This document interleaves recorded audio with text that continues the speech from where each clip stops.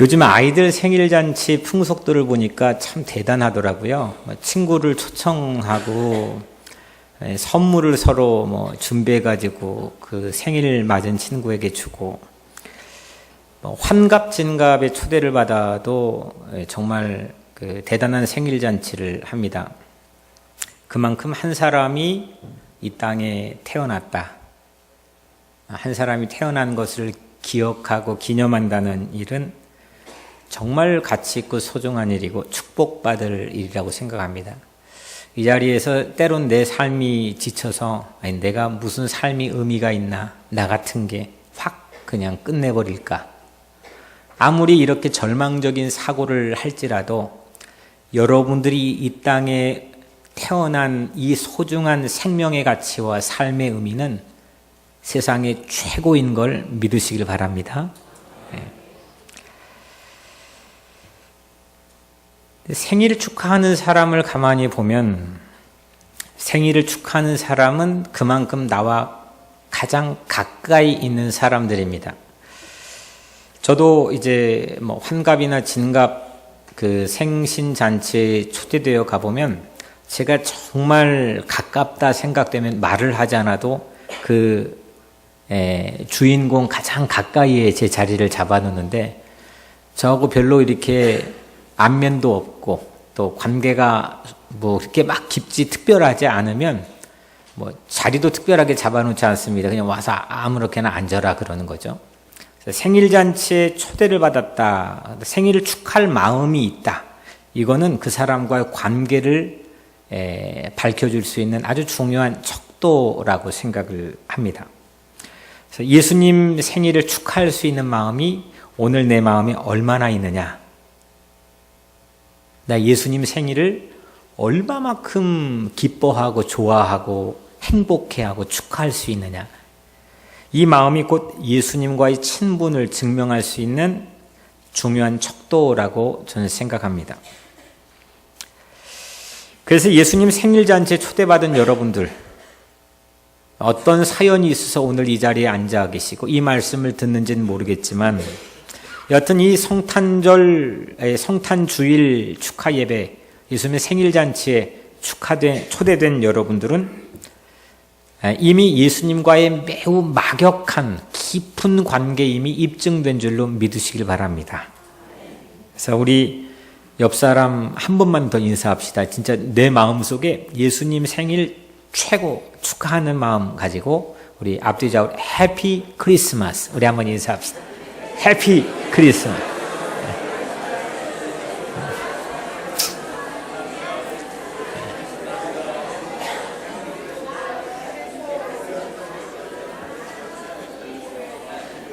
우리 저 뒤에 우리 유스 EM 그룹들 한번 저를 따라 해볼까요? 예수님 짱. 다시 한번요. 예수님 짱. 예수님이 정말 이 땅에 오신 게 기쁘고 정말 말할 수 없이 축하하고 싶은 마음이 우리 마음에 있느냐 없느냐. 성탄을 어떻게 보내고 있느냐. 너무 피곤한데 내일 성탄절 하루 쉬는데 그냥 편하게 잠이나 자야지. 내일 친구들하고 밖에 나가서 놀아야지. 이런 일들에 우리가 마음을 가게 하는 것도 물론 의미 있는 일이겠지만 이 성탄절 본연의 의미, 성탄이라는 게 뭔가. 오늘 이 주시는 말씀을 통해서 하나님께서 성탄이 뭐냐라고 하는 거에 여러분들의 마음에 확실한 답이 오늘 마음속에 임하시기를 주의 이름으로 축원합니다. 성경에서 이 성탄의 장면, 성탄은 거룩한 탄생이란 뜻이잖아요. 한 아이가 탁 하고 낳는 장면을 몇 곳이나 우리에게 보여주고 있을까요? 성경 안에서. 몇 곳일 것 같아? 무수히 많을 것 같아. 셋, 그리고 또 제가 물어보잖아요. 하나, 그리고 또 5개. 이 성경 66권 전체에서 이 예수님이 탄생하는 성탄의 장면, 그 장면을 보여주는 곳은 딱 두 곳입니다. 마태복음 1장, 오늘 우리가 읽은 마태복음 1장과 그리고 누가복음 2장입니다. 이제 아이가 확 하고 낳는 그 장면만으로 좁혀 생각해 보면 두 절인데, 마태복음 1장 25절, 아들을 낳기까지 동침하지 아니하더니 나음의 이름을 예수라 하니라. 아이가 낳는 장면을 여러분들 혹 보셨습니까? 저도 두 번째 아까 있었던 그 해담이 낳는 장면을 직접 목격했는데, 이야, 이거 정말 세상에 가장 확실한 교육이라 생각을 합니다. 아이가 낳는다. 그리고 누가복음 2장 7절에 첫 아들을 낳았습니다. 강보로 싸서 구유에 누였으니 이는 여관에 있을 곳이 없음이었더라. 이 두 가지 절의 장면, 우리는 그 자리에 있지 않았습니다. 우리는 산파도 아니었고 경배자도 아니었고 2000년 전에 예수님이 처음 이 땅에 태어날 때 우리는 아무도 없었습니다. 우리에게 그 사실을 알게 한 것은 목사님의 설교나 캐롤이나 문화나 교회 여러 가지가 있겠지만, 가장 확실하게 우리에게 그때의 장면을 알려준 것은 이 두 절의 말씀입니다. 나음에 나아, 예수님이 태어나신 거예요. 근데 이 마태복음과 누가복음에는 약간의 차이가 있습니다. 마태복음은 예수님이 어떻게 태어나셨느냐, 오늘 우리가 읽었지만 누가 꿈을 꿨어요? 누가 꿨죠? 요셉이 꿈을 꿨습니다. 마리아와 정혼했던, 약혼했던 요셉이 꿈을 꿨는데 그 꿈을 통해서 예수님께서 이 땅에 태어나게 되었고요. 누가복음은 반면에 누가복음은 당시 로마 황제 아구스토, 우리 8월달 달력의 8월을 영어로 뭐라고 하죠?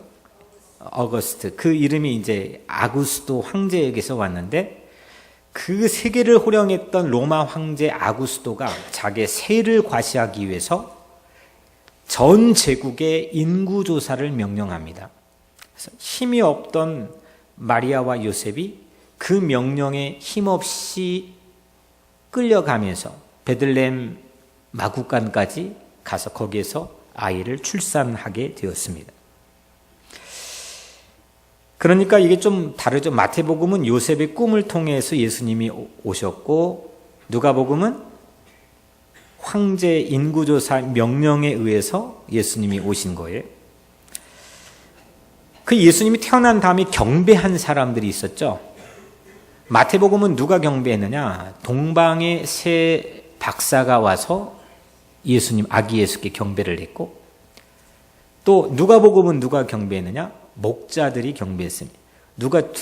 둘 중에 누가 돈이 많을 것 같아요? 박사가 돈이 많을 것 같다. 그죠? 멀리 오려면 그래도 여비도 있어야 되고, 목자들은 밤에 양치다 왔으니까 이쪽이 조금 더 점수를 줄 수 있겠네요. 돈으로 치자면. 또 마태복음은 서로 관계를 갖지 않고 동침을 하지 않았는데 임신을 했습니다. 여성이 임신을 했고 그를 성령으로 잉태되었다라고 얘기합니다. 이게 있는 일입니까? 가능한 일입니까? 불가능한 일입니까? 예. 불가능한 일이죠. 예. 그래서 우리 교회 캐치프레이즈가 꺼진 배도 다시 보자. 그러니까 혹시 여튼 이거는 우리 인간 상식으로는 불가능한 일입니다. 근데 누가복음은, 이에 반해 누가복음은 베들레헴, 이게 동침 안 했는데 성령 잉태됐다는 얘기는 하나도 없습니다. 누가복음에는 베들레헴 마구간 어디 왔다고요? 구유, 말이 밥 먹는 밥통에 예수님이 오셨다. 이거를 증언합니다. 그러니까 똑같은 예수님이 이 땅에 우리 죄를 구원하시기에 오셨다라는 성탄의 큰 맥락은 동일하지만 마태와 누가가 증언하는 이 이야기가 진짜 있었다, 이건 팩트다, 사실이다라고 하는 이 증언의 강조점에는 조금씩 차이가 있습니다. 누가복음은 목자들, 베들레헴 마국간 구유, 그리고 황제의 인구조사에 의해 힘없이 반항하지도 못하고 힘없이 이동하다가 예수님이 태어난 것이니까 아무래도 힘이 없고 연약하고 소박하고 겸손한 가난이 이 성탄의 첫 풍경에서 느껴집니다. 반면에 마태복음은 요셉의 꿈, 동침하지 않음, 성령으로 잉태, 이 동방박사, 별을 보고 따라온 동방박사, 이건 아무래도 미스테리 같습니다. 신비롭고 이건 인간의 수준에서 일어날 수 있는 일들이 아닙니다. 권위 있고 능력 있는 모습으로 보여지는 게 마태의 증언입니다. 예수님의 첫 생일에 대한 이 두 가지 증언, 다른 증언은 없습니다. 세상에 그건 다 아류들입니다. 카피해가지고 이 마태와 누가의 증언을 가지고 핸델은 메시아라는 곡도 썼고 또 뭐 다 아무리 위대한 사람들을 끌어모으는 세상에 날고 뛰는 뭐 예술 뭐 있다고 할지라도 이건 전부 다 이 두 가지 증언을 따다가 인용한 아류들입니다. 이 두 가지는 모두 다 이거 완전히 이렇게 강조하는 부분이 현격하게 다르지만 이 두 가지는 예수님의 첫 생일에 대한 아주 중요한 두 수레바퀴처럼 하나가 없으면 안 되는 것이기 때문에 성경에 담아놓아 우리에게 증언하고 있습니다.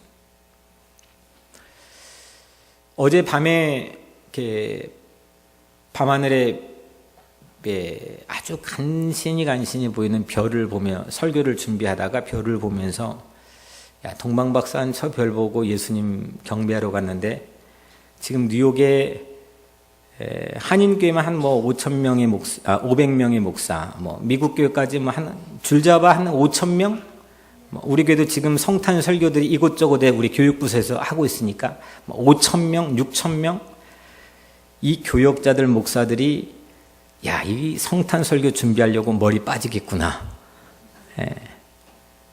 왜냐하면 절기 설교 이 두 가지 본문밖에 없는데 매번 똑같은 본문을 가지고 똑같은 사람들에게 다르게 이야기해야 되거든요. 와, 이거 진짜 환장하는 노릇입니다. 이 절기 설교가 쉽지 않은 건데 제가 그래서 2010년에 제가 이 교회에 부임을 했는데 2010년부터 성탄절에 어떤 설교를 했나, 하나님이 하시게 했나 쭉 한번 클릭해 보았습니다. 저를 통해 하나님께서 이 교회 부임하게 하셔서 성탄 메시지를 전하게 한 게 한 해도 빠지지 않고, 저도 놀랐습니다. 한 해도 빠지지 않고 누가복음 2장만 가지고 설교했더라고요. 그리고 올해 처음으로 마태복음 1장의 성탄을 만나게 했습니다. 누가복음은 인간의 가장 밑바닥에 오신 예수님을 증언하는 것이라면, 베들레헴 마국간 목자들의 증언, 이런 그 황제의 명령에 의해서 힘없이 끌려가야만 되는 어떤 인간의 그 유약하고 비겁하기도 하고 그 연약한 삶의 자리, 인간의 가장 밑바닥에 오신 예수님을 우리에게 증언하는 것이라면, 오늘 우리 읽은 마태복음은 그 힐러리가 그 얘기했죠. 미국의 여성 대통령이 있었습니까? 없었습니까? 없었잖아요. 근데 저번에 대통령 선거 나왔을 때 이 막혀있는, 보이지만 달 것 같지만 한 번도 가보지 못한 이 유리 천장을 내가 뚫어버리겠다, 뭐 그런 얘기 했잖아요. 마태복음은 그거와 약간 비슷합니다. 마태복음은 이게 보일 것 같고 달 것 같지만 우리 수준이 아닌 뭔가 실링이, 천장이 가로막혀 있는 이 유리 천장을 뚫어버려서 초월해 초월해 있는 그런 예수님으로 오신 이 예수님을 증언하는 것이 마태복음입니다. 그래서 갈등, 우리의 삶에 보면 갈등, 죄악, 질병, 죽음, 불안, 우울, 좌절, 실패 이런 유리천장들이 있잖아요. 그 유리천장을 뚫고 하늘의 울음으로 탄생하신 아기 예수님, 그 아기 예수님을 오늘 여러분들 꼭 축하하는 그런 특별한 날이 되시기를 주의 이름으로 축원합니다. 본문을 읽으면서 아찔한 마음을 가졌습니다. 어떤 아찔한 마음을 가졌냐? 한 번도 그런 생각은 안 해봤는데 만약에 요셉이 꿈을 꿨잖아요. 꿈꾸기 전에 약혼은 했는데 내 약혼녀가 나하고 관계를 맺지 않고 동침도 하지 않았는데 임신했다는 소식을 듣습니다. 이건 이런 청천벽력이 있나? 그래서 의로웠던 이 요셉은 가만히 사람들에게 드러내어 망신을 주지 않고 관계를 끊고자 합니다. 그리고 잠을 잤는데 꿈을 꿨습니다. 그 꿈에 처녀가 잉태하여 아들을 낳으리니 그 이름을 예수라 하라. 이런 꿈을 꿨단 말이에요. 근데 만약에 요셉이 그 꿈을 꾼 다음에 잠에서 깼습니다. 그래서 꿈을 잊어버렸습니다. 그랬다면 어떻게 됐을까? 아니, 저는 이렇게 꿈을 꾸고 잘 기억을 거의 못하거든요. 근데 만약에 그 중요한 그 기로에 서 있는 중요한 꿈을 꿨는데 아침에 일어나서 그 꿈을 몽땅 다 잊어버렸다. 이 꿈 하나 때문에 동침하지 아니했던 약혼녀가 임신을 했는데도 파혼을 하지 않고 수모도 안겨주지 않고 예수님이 탄생한 길을 확 하고 열어준 사람이 요셉 아닙니까? 만약 꿈을 잊어버렸다면 또 꿈을 거절했다면 에이 그 꿈 개꿈이야 하고 거절했다면 마리아는 분명히 성녀가 아니라 악녀가 됐을 거고 예수는 미혼모의 자녀로 어린 시절에 성장했을 겁니다. 그러면 꿈을 사람이 조정할 수 있을까요? 없을까요? 우리 이보람 집사님 병원에 꿈 많이 꿨어요? 내 꿈을 꾸는데 그 꿈을 나는 오늘 이 꿈을 꾸고 싶다. 우리 맥스랑 이렇게 만나 어디 가고 싶다면 그 꿈을 꿉니까? 꿈 못 꾸죠. 꿈은 사람이 조정할 수 있는 게 아닙니다. 그냥 꾸어지는 거고 주어지는 거죠. 요셉 마음에 꿈으로 주어진 겁니다. 마찬가지로 마리아의 몸 안에 성령으로 예수님이 잉태가 되었는데 내가 임신을 했는데 그 임신한 아기가 남자여야 되겠다. 클릭 쫙 하고 하면 남자가 됩니까? 잉태되고 임신되었던 것은 내 뜻으로 되어지는 것이 아닙니다. 더욱이 동정녀, 이게 동침하지 남자를 알지 못했던 한 여인이 임신을 했다. 이건 더더욱 내 뜻으로 되는 일이 아닙니다. 또 마찬가지로 축하객이었던 동방박사들이 밤하늘의 별을 보고 저 지금 이라크 땅 유프라테스 강에서부터 팔레스틴까지 지금으로 비행기 타고 가야 됩니다. 이거 어마어마한 거리를 별 하나 보고 따라갑니다. 별은 밤에만 뜨니까 낮에는 움직여요? 못 움직여요? 별이 안 보이니까 못 움직이는 거죠. 컴컴한 밤에만 광야를 지나고 물을 넘고 해서 그 험난했던 여정을 베들레헴 마구간까지 이 동방박사들이 옵니다.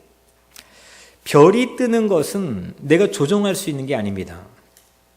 별아 이쪽으로 가라. 아니면 오늘은 조금 천천히 가자. 절대 조정할 수 있는 게 아닙니다. 오늘 이 마태복음 1장에 나와 있는 꿈도 임신, 특별히 성령의 잉태도 그리고 밤하늘에 떴던 별도 이건 모두 다 인간이 조정 불가능한 것들입니다. 내 안에 예수님이 찾아오시는 것도 이건 조정이 사실 불가능한 일입니다. 내가 열심히 헌신하고 봉사하고 착하게 살고 의롭게 살고 세상의 사회 정의를 위해 살고 백날 여러분들이 노력을 해봤자 예수님이 내게 찾아오시는 일은 이건 내 수관이 아니고 하나님이 하시는 일인 줄로 믿으시길 바랍니다. 내가 조정이 불가능한 일, 그리고 신비로운 일, 믿어지지 않을 정도로 우리 수준을 확 하고 초월해 넘어버리는 일, 그래서 하나님만이 하실 수 있는 일, 그 일이 곧 내 안에 예수님이 찾아오시는 것인 줄로 믿으시길 바랍니다. 그래서 그거를 우리는 은혜라고 합니다. 은혜. 이 자리에서 내가 태어나는 장면을 여러분들 자신 스스로가 목격한 분 계십니까? 나는 내 태어날 때 이렇게 용감하게 태어났다. 뭐 그런 분 한 분도 없죠. 나는 그냥 부모가 나를 잉태하고 그래서 세상에 나왔고 지금까지 삶을 살았습니다. 나이를 먹어가면 먹어갈수록 30이 되고 50이 되고 70이 되면 될수록 우리 몸에 익숙해지는 것은 나도 혼자 내 삶을 이렇게 살아갈 수 있는 거구나. 내가 할 수 있는 일에 점점 익숙해지고 급기야 이것이 하나의 내 종교가 되고 신념처럼 굳어져 버릴 때가 많이 있습니다. 그래서 내가 태어난 건 미스테리거든요. 한 번도 본 적도 없고. 근데 이 미스테리 같은, 내가 세상에 왔다는 이 놀라운 이 미스테리 같은 신비로운 일을 우리는 전부 다 체험했습니다. 내가 도저히 하나도 그 내가 태어난 일에 관여할 수 없었던, 거기에 도움을 줄 수 없었던 이 놀라운 사실이 내 삶의 시작이었다는 걸 여러분들의 모든 삶의 스토리입니다.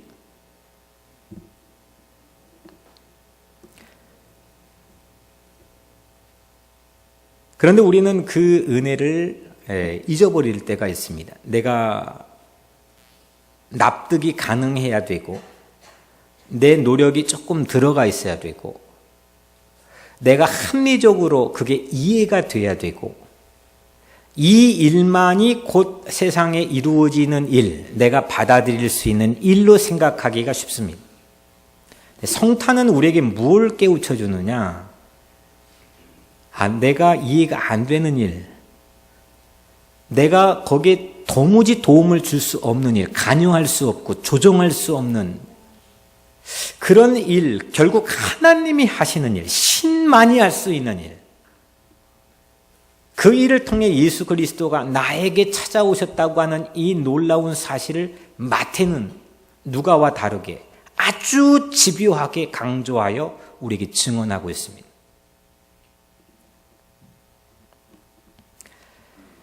22절에 이 모든 일이 이렇게 이루어진 것을 주께서 선지자로 하신 말씀을 이루시려고, 그러니까 이렇게 잉태하고 태어난 모든 일이, 이렇게 이루어진 일이 하나님께서 약속해 주신, 미리 약속해 주신, 하나님이 약속을 하나님 자신이 지켜서 한 일, 하나님이 한 일, 이게 마태가 연락에 목청 높여서 증언하고 싶어 기록해둔 마태의 증언입니다.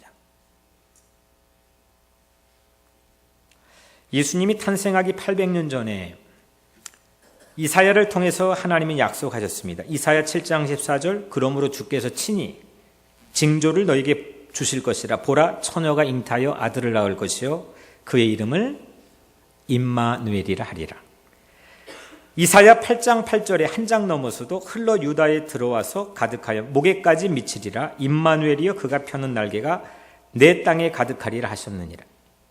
그리고 오늘 말씀에서도 23절에 보라, 처녀가 잉타하여 아들을 낳을 것이요 그 이름은 임마누엘이라 하리라.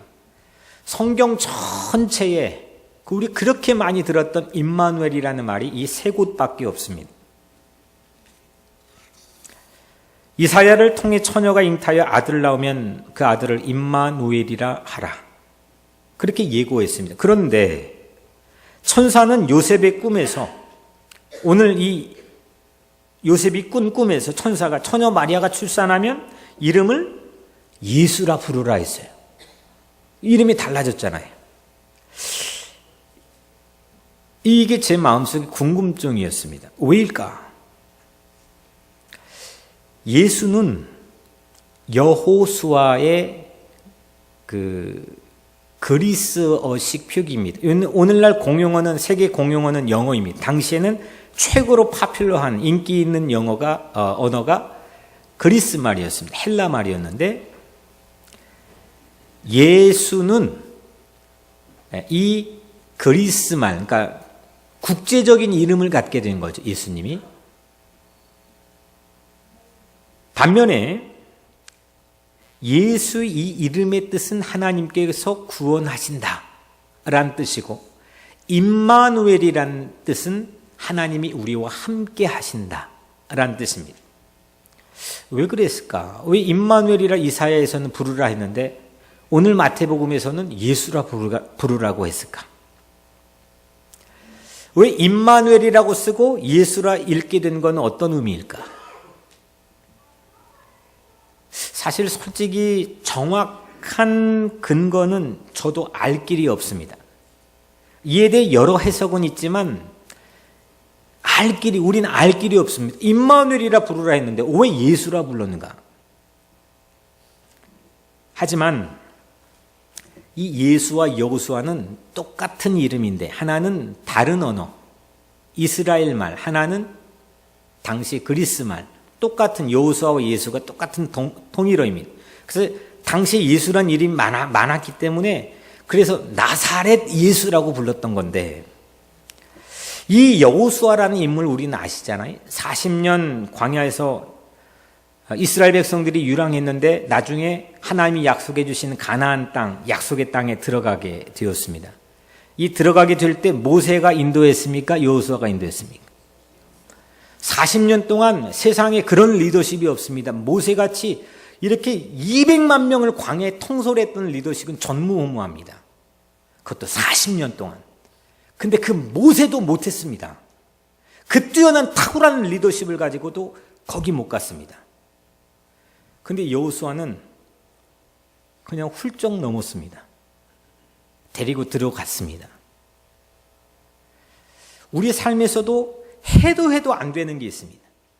백날 노력해도 이걸 뚫고 나가지를 못하는, 앞에 보이는데 이 유리천장이 뚫려지지 않는 것이 있습니다. 내 힘으로 안 되는 게 있습니다. 그런데 그거를 툭 하고 뚫고 나가게 하는 그 역할을 여호수아가 했는데, 여호수아는 다시 말하면 하나님이 구원하신다라는 이름 뜻처럼 하나님만이 하실 수 있는 일을 드러낸 인생이 여호수아입니다. 모세가 광야에서 지내도록 한 지도자라고 한다면 여호수아는 약속의 땅에 입성할 수 있도록 하나님의 일하심을 드러낸 그런 인물입니다. 세례 요한이 광야에서 길을 준비한 자라면 예수는 구원을 이루는 구원자였습니다. 교회가 우리를 광야에서 지켜서 하나님 앞으로, 이 광야 같은 세상에서 우리를 지켜 하나님 앞으로 인도한다면 예수는 천국 문을 열고 우리를 그곳에 입성하여 승리하게 하는 구원자입니다. 교회가 예수라고 생각하는 건 캐톨릭식 방식입니다. 캐톨릭은 교회가 성경의 권위보다 높습니다. 이건 거의 불문율과 같습니다. 근데 오늘날 교회가 망조가 된 가장 큰 원인 중에 하나가 예수를 잃어버렸습니다. 교회의 권위는 있는데, 교회의 파워를 찾는데 정작 중요한 알맹이인 예수를 잃어버렸습니다. 모세는 있지만 여호수아가 없다면 우리는 그 땅에 들어가지 못하는 것처럼, 세례 요한은 있지만 예수가 없다면 우리는 구원을 받지 못하는 것처럼, 오늘 예수는 우리에게 모든 세상의 죄에서 우리를 구원해 주시고 새로운 삶의 길을 열어주시는 우리의 구원자이신 줄로 믿으시길 바랍니다. 21절에 예수라 하라, 그가 자기 백성을 그들의 죄에서 구원할 자이심이라. 이걸 어떻게 구원하느냐? 이거 어떻게 하나님의 고민입니다. 이걸 제대로 어떻게 해야 되나? 어떻게 구원할 수 있나? 수많은 사람들을 보냈습니다. 수많은 기적을 베풀었고 수많은 능력을 보여줬습니다. 그런데 하나님의 판단은 이렇습니다. 잘 들어보십시오. 죄로부터 우리를 구원하는 위대한 일을 하나님이 하시기 위해서는 하나님이 꼭 우리와 함께 하지 않고서는 가능하지 않다는 판단을 하나님이 하셨습니다. 이건 함께 해주는, 함께 하지 않고선 이건 불가능한 것. 그래서 예수를 임마누엘이라 했고 임마누엘을 예수라 했습니다. 예수님께서는 우리와 함께 하시려고 십자가에 못 박혀 죄인이 되셨습니다. 하나님만이 할 수 있는 일이 뭘까? 하나님만이 할 수 있는 일은 함께 하는 일입니다. 함께 하는 일. 내가 가장 강한 유대를 가지고 함께 한 사람이 부모입니다. 근데 그 부모도 마음은 있지만 그 자녀와 영원토록 이 땅에서 함께 하지 못합니다. 힘이 빠지면 죽습니다. 자녀를 떠납니다. 출가를 시키면 24시간 그 자녀를 왓츠아웃을 하지 못합니다. 자녀가 힘들고 어려울 때도 같이 있어주고 싶은 가장 간절한 마음은 가지고 있지만 함께하지 못합니다. 내가 난 세상에 혼자다. 나를 도와줄 사람이 아무도 없다. 이렇게 느낄 때 누군가가 나에게 잠깐 도움을 줄 수 있을지는 모르겠지만 24시간 불철주야 주무시지도 않고 쉬지도 않고 나와 함께 해주시는 그 일은 하나님만 할 수 있는 일인 걸 믿으시길 바랍니다. 그게 임마누엘입니다.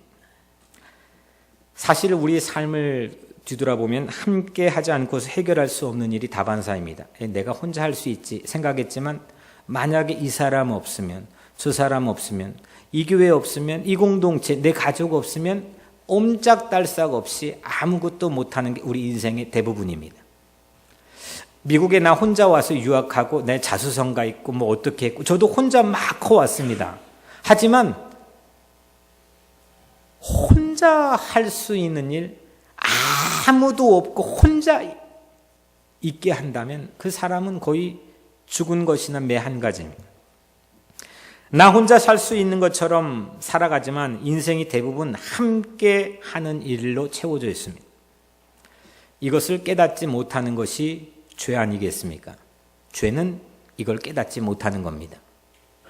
그 죄를 해결하기 위해서 함께 우리가 되어주신 분이 예수입니다. 죄를 벗어나는 것은 그래서 나를 깨트리고 우리가 되는 겁니다. 우리 교회 이름처럼 우리가 되는 겁니다. 사랑할 수 있는 것이 곧 구원입니다. 하나님을 사랑하게 되고 이웃을 사랑하게 되고 내 실이익에 따라서 뭐 이민자들이 어떻고 뭐 그게 뭐 나와 무슨 상관이 있어? 그게 아니라 이 땅에 있는 모든 사람들을 내 마음에 품고 그 지경을 확장시켜 나가며 사랑할 수 있는 게 구원받은 자의 삶입니다. 1843년 영국의 찰스 다킨스가 쓴 크리스마스 캐롤이라는 유명한 소설 있죠. 주인공의 이름이 스크루지입니다. 이 스크루지는 여러분들 잘 아시는 것처럼 자린고비로 인정이라고는 손톱 끝만치도 없는 수전노입니다. 그런데 크리스마스 전날 밤에 자기와 함께 동업한 동업자 말리에라고 하는 사람의 유령을 만나서 자기의 과거, 현재, 미래의 모습을 처음으로 보게 되죠. 그날 밤 성탄 이브 밤에 스크루지는 나만 알고 나만 생각하며 누구도 함께 하지 않았던 자신의 죄를 뉘우치게 됩니다. 그리고 그 다음 날 크리스마스 당일 아침 꿈에서 깨어난 스크루지는 가난한 사람들을 위해 자기 돈을 깨트려 함께 기부하고 그리고 자기 조카 집으로 달려가 처음으로 누군가와 함께 식사를 같이 하게 되고 새로운 사람이 됩니다. 이게 이런 소설의 내용인데 크리스마스가 스크루지를 새 사람으로 변화시킨 것.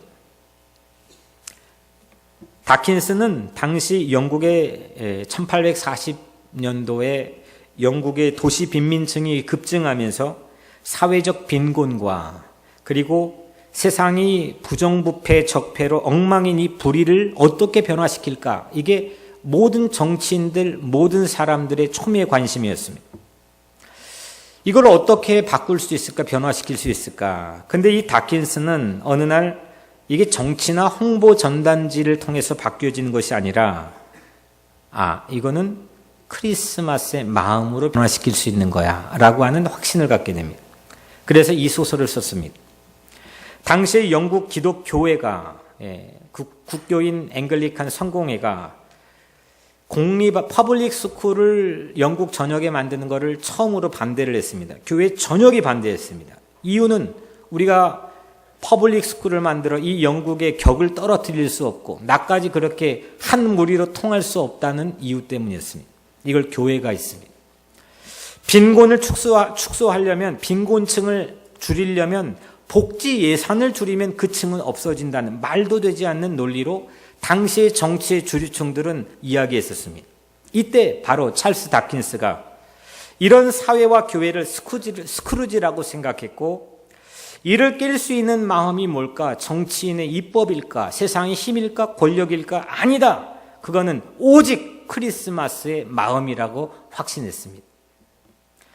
세상은 변화시켜야 될 것이 지천입니다. 나도 변화시켜야 될 게 너무 많습니다. 이것도 바꾸고 이 습관도 바꾸고 이 생각, 이 마음보도 바꾸고, 근데 잘 되지 않습니다. 아무리 해도 안 되는 부분도 있습니다. 그런데 임마누엘, 우리와 함께 하시는 그 능력을 가지고 이 땅에 오신 예수는 우리를 죄에서 구원하고 새 사람으로 변화시켜 주실 줄로 믿습니다. 사랑하는 성도 여러분, 이 크리스마스 스피릿, 이 크리스마스 정신이 사람을 변화시키고 세상을 바꿀 수 있다는 겁니다. 사람이 할 수 없는 일, 하나님만이 할 수 있는 일, 그걸 마태는 생생하게 우리에게 증언하고 있습니다. 요셉의 꿈, 성령의 잉태, 동방박사의 별, 이건 모두 다 인간 조정 불가능하고, 백날 뛰어봤자 우리는 아무것도 조정할 수 없는 일들입니다. 하지만 왕이신 예수는, 왕이신 하나님은 이 모든 일을, 하나님만이 할 수 있는 일을 우리에게 보여주었습니다. 그것이 성탄입니다. 함께하지 못하고 사랑하지 못하고 혼자만 같이 하려는 죄에서 우리를 모두 벗어나, 속박에서 벗어나 구원하기 위해 오신 분이 예수 그리스도입니다. 죄를 벗어나는 것은 나를 깨고 우리가 되는 것입니다. 사랑할 수 있는 것이 구원입니다. 하나님 사랑, 이웃 사랑, 이것이 바로 새로운 삶을 시작하는 첫 발걸음입니다. 이 일을 하기 위해 우리와 함께 오신 하나님, 임마누엘 예수 그리스도와 함께 동행하는 것이 크리스마스의 정신입니다. 이 크리스마스 생일 축하에 가장 근접하게 서 있는 여러분들이 예수님이 측근이 되는 것이고 사랑으로 이 땅에 있는 모든 삶을 이기게 되는 것인 줄 믿습니다. 오늘 여러분들의 마음속에 이 크리스마스로 나도 변화되고 세상을 변화시키는 그런 확신을 가지고 이 땅의 모든 불의와 모든 세상에 좋지 못한 악들을 갖고 변화시키는 그런 믿음을 가지고 승리하는 여러분들 되시기를 주님의 이름으로 간절히 축원합니다. 기도하겠습니다. 하나님, 오늘 낮고 천한 사람의 밑바닥에 오신 누가의 증언 예수를 우리가 보기도 했지만, 오늘 우리가 뚫지 못하는 우리 인간 유리 천장을 뚫고 이 땅에 오신 예수 그리스도의 놀라운 권세와 능력을 우리가 함께 보게 되었습니다. 나는 할 수 없는 일, 나는 뚫을 수 없는 일, 그걸 하나님은 하셨습니다. 오늘 우리 각자의 삶 위에도 이 세상에도 주님 이루어 주옵소서. 예수 그리스도 이름으로 간절히 기도드리옵나이다. 아멘.